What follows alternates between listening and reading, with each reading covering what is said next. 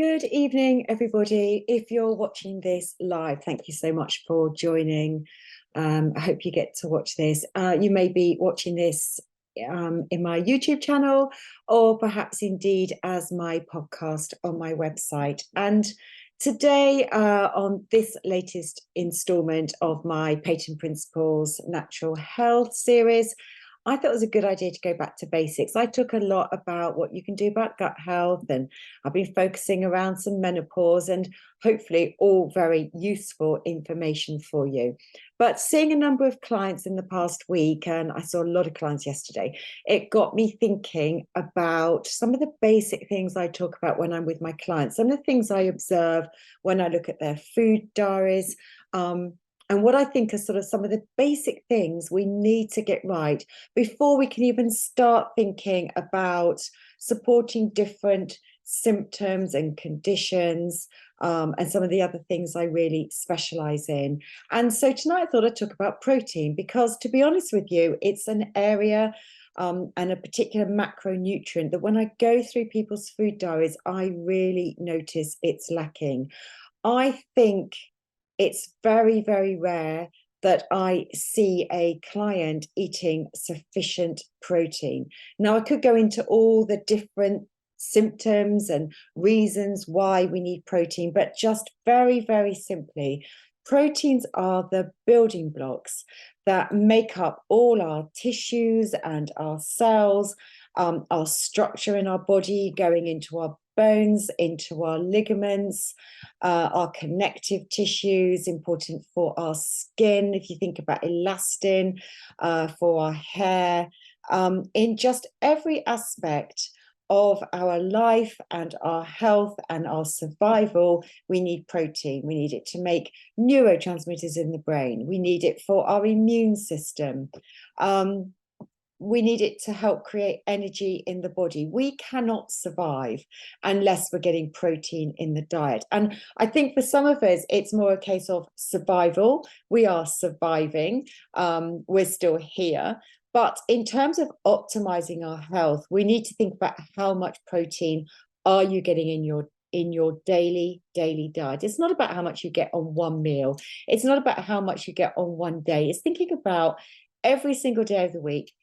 How much are you getting on each particular day? And of course, I do go on in other talks about making sure you get protein at every meal. Now, how much do you as an individual need? And it is about you as an individual. And I can give you a very easy, rough calculation. And once I've gone into some of this and you start to get a bit of an idea of where you get protein from and how much each type of food is going to contain, I really don't want you going around weighing your food, because that's not how we live our lives. To start with, it's useful to get a bit of an idea, to look at packaging, look how much in a typical serving you are getting in protein, because that helps you start to, well, first of all, you'll probably be shocked at how little you're getting, and then you might get a bit of a wake-up call as to, okay, I need to really focus on this and think about how much more I need to get into my daily diet. So how much do you need? Now, you need to think about your weight. This is personal. You don't need to tell anybody what it is, but it's based on your weight in kilograms. So, for example, if you weighed 60 kilos, that's just a nice round number to think about. Obviously, you can take this out. You can easily work out this calculation.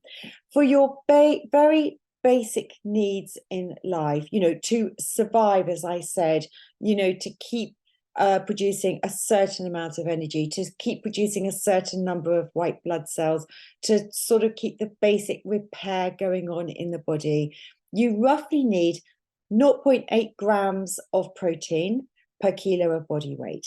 And if you weighed 60 kilos, that would work out at about 50 grams of protein.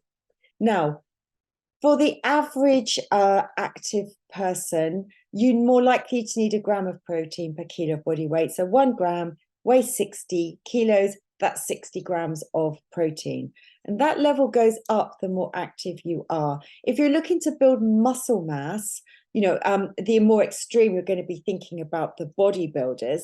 But if you're looking to build up more body mass, you're going to be looking at perhaps a minimum of 1.2 grams of protein per kilo body weight, up to 1.5. That would take you into the realms of 70 to 90 grams of protein a day. I also found online from a health site in America that if you're pregnant, you need between 75 and 100 grams of protein a day. I don't think I got anywhere near that amount, and I carried twins. So just to give you an idea, I think realistically, we're starting at a gram of protein per kilo body weight, maybe up to 1.2. If you're going to be more sort of extremes of bodybuilding, running marathons, very strenuous job and running marathons, you start to get more into the 1.5, possibly up to 2 grams of protein. But let's focus on about 60 grams of protein, maybe 70 grams of protein if you weigh a little bit more. So that gives you an idea of sort of the average amount of protein. But then we need to start thinking about where do we get our protein foods from and how much is a typical portion. So our protein foods, what we're thinking about here, when we think of animal proteins, we're thinking about our meats, we're thinking about our fish and shellfish like prawns, our oily fish, our salmons, our maybe tuna, sardines, mackerel, whitefish like cod and haddock and hake. We're thinking about eggs, we're thinking about cheese and yogurt. And then we're moving more onto our plant foods, so nuts and seeds. We find a little bit in oats and brown rice, but these are our plant foods. And we do count them, but please bear in mind, particularly if you are vegan or vegetarian, that plant-based foods are what we know as incomplete proteins. And what we mean by that is proteins are made up of amino acids. When we digest them, they break back down to amino acids. And we have essential amino acids and we have non-essential. And our animal foods contain every essential amino acid.